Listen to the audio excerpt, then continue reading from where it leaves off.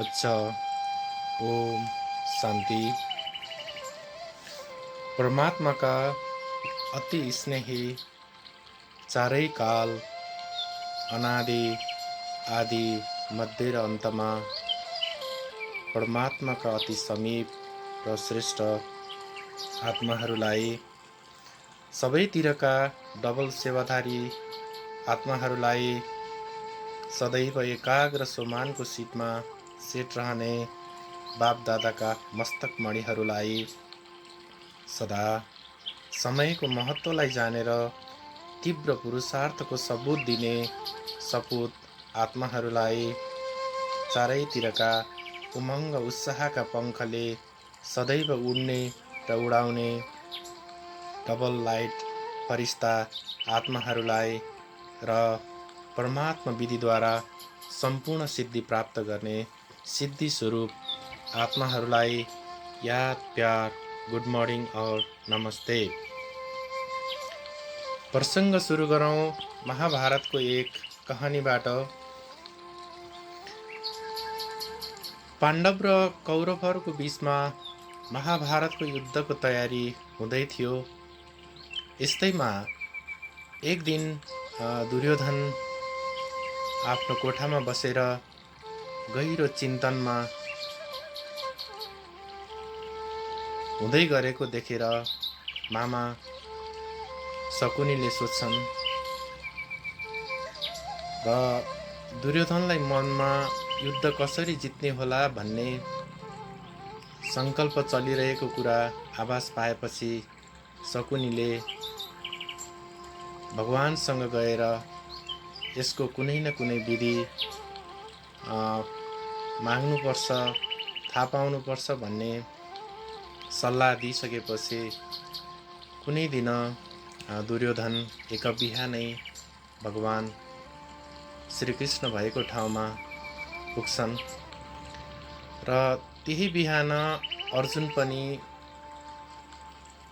भगवान भएको ठाउँमा पुग्छन् र अर्जुन भगवानको गोडापट्टि बस्छन् भने दुर्योधन शिरपट्टि र एकछिनपछि भगवान बिउजनुहुन्छ र बिउजिसकेपछि उनीहरूलाई त्यहाँ आउनुको कारण सोधिसकेपछि दुर्योधनले यसको बारेमा वृत्तान्त बताउँछन् र भगवान भन्नुहुन्छ, ठिक छ,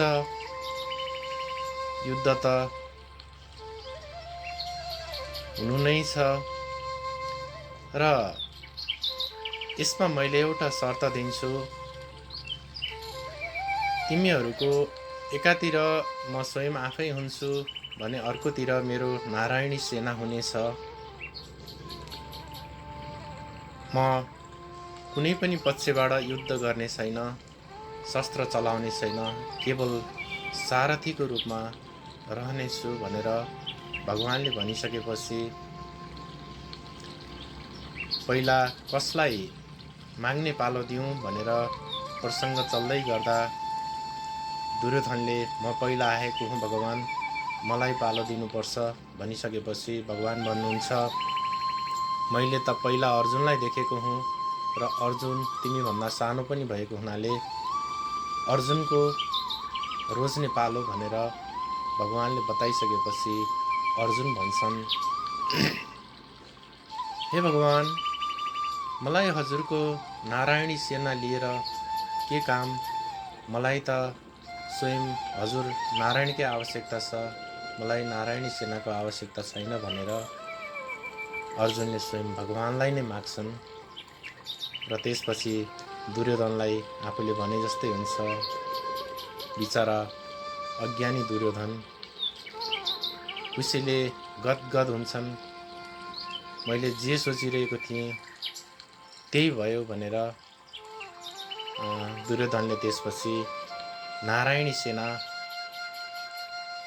माग्छन् र मागिसकेपछि अन्ततः युद्ध सुरु हुन्छ र थोरै भए पनि अथाह कौरव सेनासँग युद्ध गरेर अन्ततः विजयी पाण्डवहरूकै हुन्छ। यसरी यस कथाले बताउन खोजेको वास्तविक रहस्य के हो भने यो संसार एक स्वयं भगवानद्वारा नै रचिएको विशाल खेल हो, नाटक हो र यस नाटकका रचयिता स्वयं भगवान हुनुहुन्छ। उहाँले यस खेलको बारेमा सबै जान्नुहुन्छ। हर परिस्थितिमा